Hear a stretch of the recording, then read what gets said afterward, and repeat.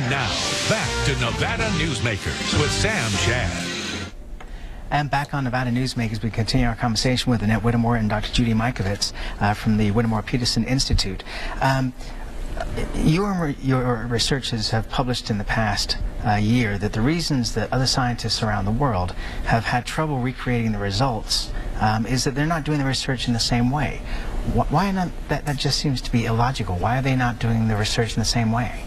Well, you know, scientists are, usually do the things that they do well, and the advances that we've had in the past decade or so in molecular testing, that is high throughput, lots of samples, very quickly with an instrument to measure is it there or not, have really replaced the old-fashioned way of culturing. It's very difficult to culture virus, develop antibody testing, which we've done, and it takes a lot of time and significant resources. So it's the hope and perhaps the bias of other researchers that since we can detect HIV with these what's called nucleic acid testing, we should be able to detect this virus, and that's just not the case at this point. It's too early in the discovery process, so we must do the labor-intensive isolation of virus from the patients, and that's very difficult. I was just going to make one other comment, and I think it got glossed over in these last papers,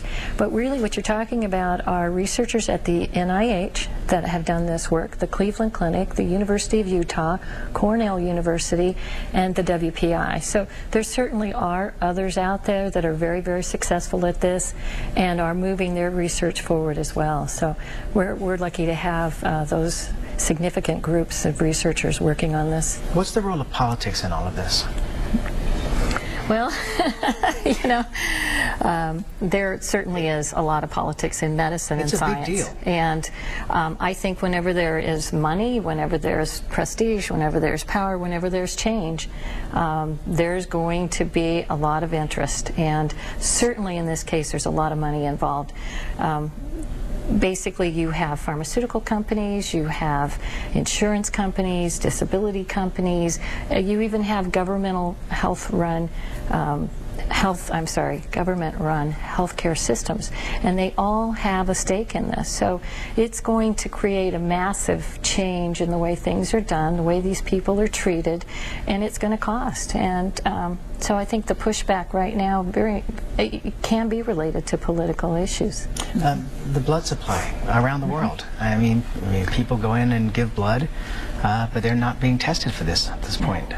Well, actually, is that changing? They're not being tested because we haven't been able to develop those tests. So the papers this week were attempts to develop that high throughput fast test that's needed to check the blood supply. You can't do it the way we do it right now. So what we've learned, we've been working with the National Institutes of Heart, Lung, and Blood and the various blood working group that was set up the day the paper was published last year.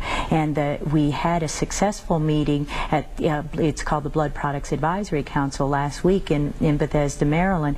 And what was decided there and voted on was there was enough concern and enough data to suggest that CFS patients not donate blood. That until we can learn more, a question is asked, if you've ever had CFS, you're not permitted to give blood at this time. So in light of new discoveries, we're erring on the side of caution and working very hard to develop those tests. People can actually be tested for XMRV right now, correct? Yes, through the Institute. And they just get a hold of the Institute through your website? Actually, the clinical laboratory is called VIPDX, and they can go to that website and learn more about the test. So ours is a research lab at the WPI, and the clinical laboratory is getting ready to open in the WPI, but we're not yet set up. So VIPDX is the current laboratory, and they are doing testing. If a physician orders that test for a patient, they will get that test. Yeah, and we culture virus and determine if the patient has an antibody to the virus, and that is the gold standard assay. It takes time. It may be as long as 45 days.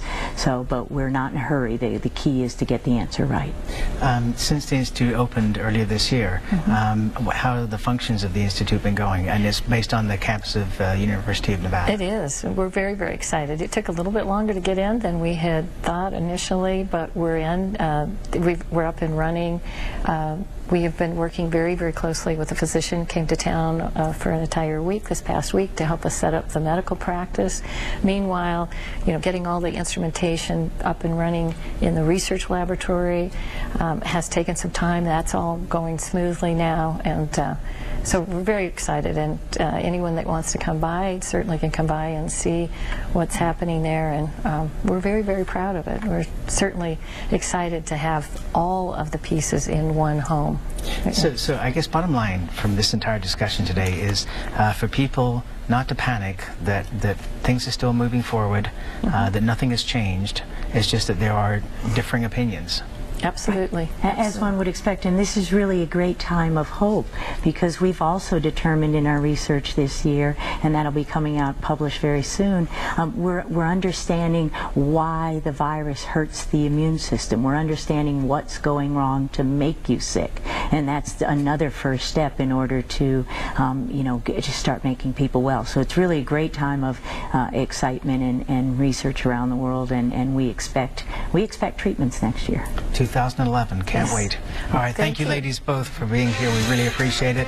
More to come on this topic. We'll be right back in Nevada Newsmakers after this time out.